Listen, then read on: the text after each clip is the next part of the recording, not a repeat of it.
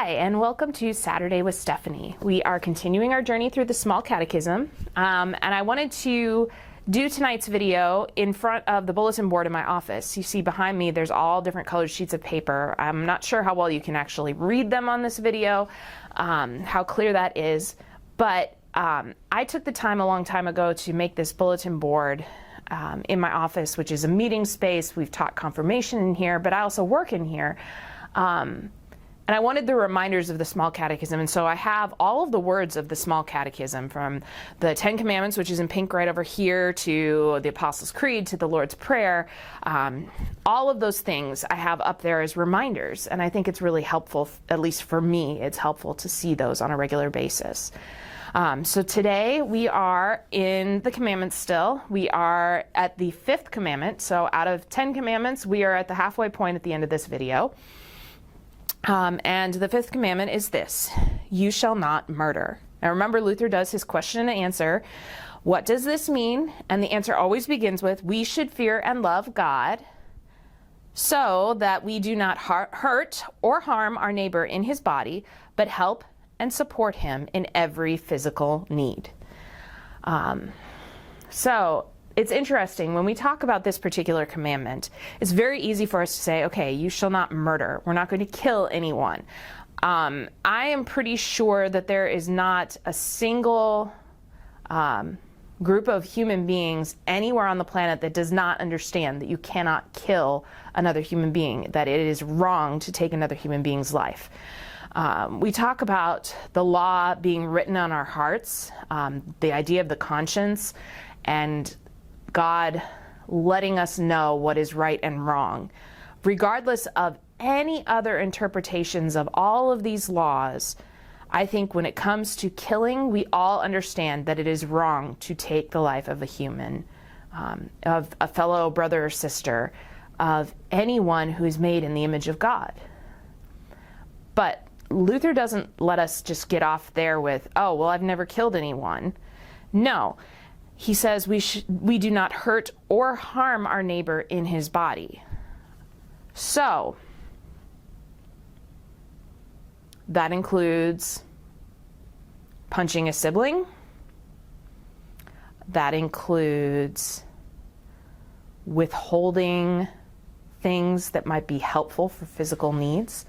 I think about one of the ways, on the second half of this, it says help and support him in every physical need. One of the ways that we can keep this commandment is by donating to a food pantry or to the food bank, helping those who are hungry to be fed, helping those who are in need of clothing to have clothes, helping those in need of shelter.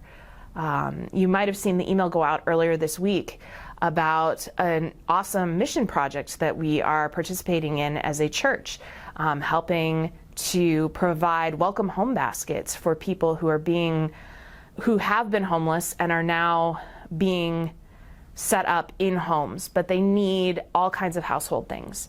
I'd encourage you to look at that. I'm going to link to the information in this so that you can potentially reach out to help with that. Maybe put together a basket. Maybe if financially that's a lot for you right now. I know there are people that have lost jobs and everything else. Maybe go together with your friends and family that you're planning on celebrating with at Thanksgiving or Christmas, or the ones that you would have normally seen, but because of COVID you can't.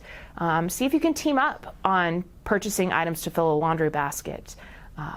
They have a very specific list that they would like people to stick to. So like I said, that'll be in the description of this video and links to the website. It's for the Tarrant County Homeless Coalition that is coordinating this, but we have been blessed to be asked to partner with them and to participate in this great venture. So I encourage you to do that. This is a way of not murdering. This is a way of keeping this commandment, helping people who need that step up. Hurting or harming our neighbor in his body. It means, well, for me, it means that I pay attention to things like, well, I mean, this day and age, in the midst of a pandemic, it means that I choose to wear a mask when I go out in public, when I'm around others, because I believe that I can protect others by doing so. It means, even if I'm wrong about that, that I'm trying to help them to feel safe around me. It means that when we were able to have church potlucks and gather for meals, I would make a point of making something that was both dairy and gluten-free for those meals. My husband has to be dairy-free. He ends up with terrible symptoms if he does eat dairy. For several days, he will feel just terrible afterwards. But we also have several members that cannot do dairy or gluten, some that can do dairy but cannot do gluten.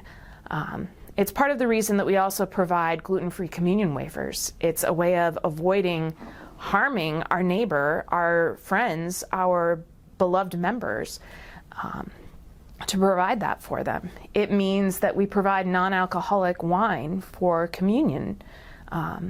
It means that during this time of this pandemic, we have set aside the less expensive alternative of filling our own communion cups and purchasing, and I believe I've showed them to you before, the pre-filled, sealed communion cups, so that we can do whatever we can to make it easier for people to take communion without having the worry of having harm done to them physically. There's so many different ways of looking at this. It means that when we are making choices for our own well-being along the way, we also look to the well-being of others. It may mean making those appointments for your kids to get their annual physical, or go to the dentist twice a year, get their eyes examined. This is about helping them with that. It may mean taking the time at the grocery store when they ask if you'd like to round up your purchase, to help those in need, to make that choice and to do that. If you'll notice, sometimes at a McDonald's, they will have an option for you to put your change into a box for the Ronald McDonald House. My husband and I have been incredibly blessed to get to stay in Ronald McDonald House rooms. We've had family members that have also benefited from that. And what the Ronald McDonald House does is provides housing for parents whose children are hospitalized, which provides for their needs at a time when they are just trying their best to get by, moment by moment, day by day. It means asking your grandma to take a seat and taking care of the cooking for her so that she doesn't have to, that she can rest. It means offering to do the dishes after your spouse has had a long day of work. It means inviting your family to go on a walk or a bike ride with you because you've noticed that everyone's been sitting around and watching far too much television lately, and maybe it's time to get some physical activity in. All of those things have to do with keeping this commandment. It's funny because you hear, don't murder. Sure, God, no problem. I won't murder anybody. I have no problem keeping this commandment. But when you dig deeper and looking at not hurting or harming our neighbor, but help and support him in every physical need, whatever that might be. Maybe your neighbor has trouble, depending on where you live, raking their leaves or shoveling snow. Maybe you have someone in your neighborhood who struggles to take the trash cans out because physically it's just too difficult for them. You can help with that. It's all of those things and more. It's just asking God to help you pay attention to where can I help someone in their physical need, whatever that might look like. Now, for some of you out there working in the medical profession, you get to do this every day, all the time. For those of you who are parents, you get to do this every day, all the time. For the rest of us, that don't have kids at home, that don't have daily interaction with the physical needs around us, we have to look a little bit harder and see what is it that God is calling us to do.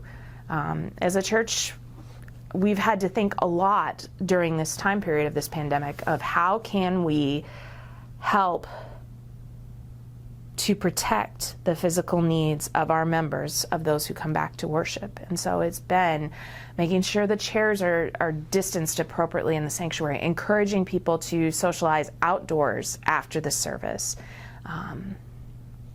making sure that as we've started some Bible class and Sunday school that we have appropriate space so that people can social distance as well. All of those things, we're just trying our best to figure it out, and we're going to make some missteps along the way, but thankfully God is gracious and He knows our hearts. And so I thank you for joining me tonight. I pray the Lord's blessings on your worship tomorrow and your week ahead. Have a great night. Bye.